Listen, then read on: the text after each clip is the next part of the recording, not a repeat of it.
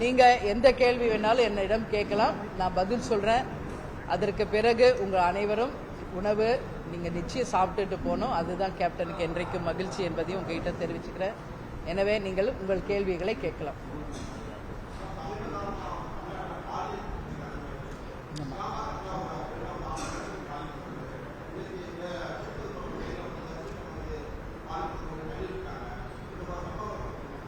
இல்ல, இது மிகவும் தலை குனிவான ஒரு விஷயமா நான் பாக்குறேங்க. ஒரு சிறு பள்ளி மாணவியில இருந்து கர்ப்பிணி பெண்கள்ல இருந்து வயதான மூதாட்டி வரைக்கும் தொடர்ந்து தமிழ்நாட்டில் இது மாதிரி பாலியல் வன்கொடுமைகள் நடந்து கொண்டிருப்பது நமக்கு மிகப்பெரிய ஒரு தலைகுனிவாக நான் பார்க்கிறேன். அந்த பெண்களை பாதுகாக்க வேண்டிய உடன் இருப்பவர்கள் என்ன செய்யறாங்க, காவல்துறை இது என்ன செய்யுது, ஆட்சியாளர்கள் இது என்ன பண்ணிட்டு இருக்காங்க என்ற கேள்வி வருகிறது. உறுதியாக நான் ஏற்கனவே சொன்ன மாதிரியே முதலமைச்சர் பல வாட்டி சொல்றார், யாராவது பின்தொடர்ந்தா 5 ஆண்டு காலம் தண்டனை வழங்கப்படும் சொல்றார். அதே மாதிரி பாலியல் வன்கொடுமை செய்தா போக்சோ சட்டத்தில் கட்டாயம் தண்டனை கொடுப்போம் சொல்றாங்க. ஆனா இன்னைக்கு என்ன நீங்க அறிவிச்சாலும் இது போன்ற நிகழ்வுகள் தொடர்ந்து நடந்து கொண்டிருப்பது உண்மையிலேயே வேதனைக்குரியது, கண்டனத்துக்குரியது. முதல்வர் அவர்கள் வெறுமனே சொல்வது இல்லாமல் இது போன்ற செயல்களில் ஈடுபடுபவர்கள் யாராக இருந்தாலும் உடனடியாக போக்சோ சட்டத்திலே கைது செய்யணும்.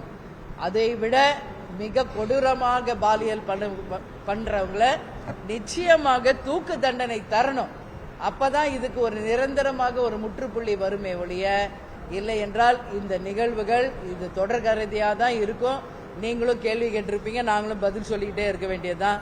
இதற்கு மொத்த காரணம் ரூட் காஸ் எங்க இருக்குன்னு பார்த்தா கஞ்சா, மது, இதுதான் போதை கலாச்சாரமாக இன்னைக்கு தமிழ்நாடு மாறினதுனால தான் இன்னைக்கு இது மாதிரி பாலியல் வன்கொடுமைகள் அதிகமாக நடந்துகிட்டு இருக்கு.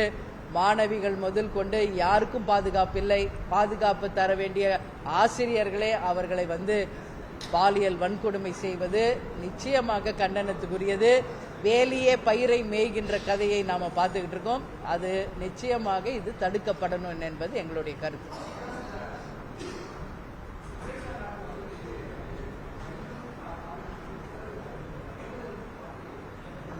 சத்தமா கேளுங்க.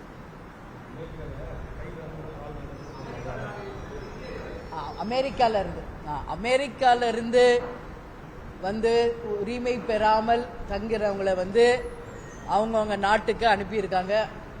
அதுல கைகளையும் கால்களையும் சங்கிலியால கட்டப்பட்டு பிணை கைதிகள் மாதிரி அனுப்பியிருக்காங்க. அதுல இந்தியர்களும் இருக்காங்க என்பது உண்மையிலேயே மனசுக்கு வேதனையான ஒரு விஷயமா நான் பாக்குறேன்.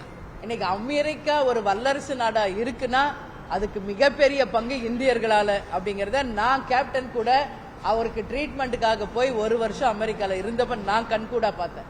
இன்னைக்கு ஹை போஸ்ட்ல இருக்கிறவங்க எல்லாமே நம்ம இந்தியர்கள். அப்படி இருக்கும் பொழுது அவர்கள் ஓகே, இன்னைக்கு பாஸ்போர்ட் எக்ஸ்பைரி ஆயிடுச்சு, உங்க நாட்டில் இருக்காங்கன்னா அவங்கள பிடிச்சு கௌரவம் அனுப்பி வைங்க. அது என்ன கையிலையும் காலையும் சங்கிலியை கட்டி அனுப்புறது? அதனால இது வன்மையாக கண்டிக்கக்கூடிய ஒரு விஷயம். உறுதியாக தேமுதிக சார்பாக நம்மளுடைய பாரத பிரதமர் அவர்களுக்கும் வெளியுறவுத்துறை அமைச்சர் ஜெய்சங்கர் அவர்களுக்கும் நிச்சயமாக நாங்கள் கடிதமாய் தேமுதிக சார்பாக எங்கள் கண்டனத்தை நாங்கள் தெரிவிப்போம் என்பதை தெரிவித்துக் கொள்வோம்.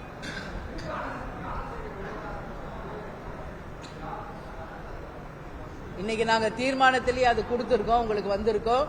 பல முறை அதுக்கான அறிக்கை கொடுத்தாச்சு. நாங்க ஞானசேகரன் அவர்கள் அண்ணா யூனிவர்சிட்டியில ஒரு மாணவி பாலியல் பலாத்காரத்தில் இன்னைக்கு போக்சோ சட்டத்தில் அவர் குண்டர் சட்டத்தில் கைது செய்யப்பட்டிருக்கார். ஆனாலும் இன்னைக்கு வரைக்கும் அவருக்கு துணையாக இருந்த சார் அப்படின்றவர் யார் என்பது யாருக்குமே இன்னும் தெரியல. அதனால அந்த சார் யார் அப்படின்றத மக்களுக்கு தெளிவுபடுத்த வேண்டியது இது அரசினுடைய வேலை.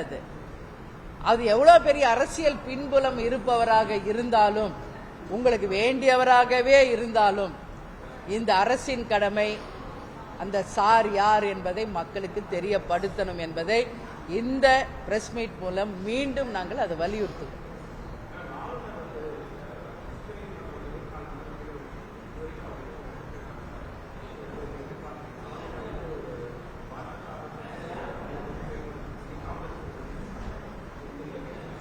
தொடர்ந்து ஆளுநருக்கும் ஆட்சியாளர்களுக்கும் தொடர்ந்து பிரச்சனை பல வருஷமா இது நடந்துகிட்டு இருக்கு. நாமும் எல்லாரும் பார்த்துக்கிட்டு தான் இருக்கோம். அன்னைக்கு அவர் கோச்சிக்கிட்டு வெளியே போறது, மறுபடியும் இவங்க போய் அவங்க டீ பார்ட்டியில கலந்துக்கிறது, மறுபடியும் அடுத்த வாட்டி கூப்பிடுறது, இது தொடர்கதையா போயிட்டு இருக்குங்க. ஒரு ஆளுநரும் ஆட்சியாளரும் கணவன் மனைவி போல நல்ல அண்டர்ஸ்டாண்டிங்கோட இருந்தாதான் இந்த நாட்டுக்கு நல்லது, மக்களுக்கு நல்லது. அதை விட்டுட்டு தங்களுடைய பர்சனல் ஈகோவோ தங்களுடைய பர்சனல் மோட்டிவேஷனோட செயல்பட்டால் அது நிச்சயமாக நாட்டுக்கும் மக்களுக்கு தான் அது பாதிப்பை தரும்.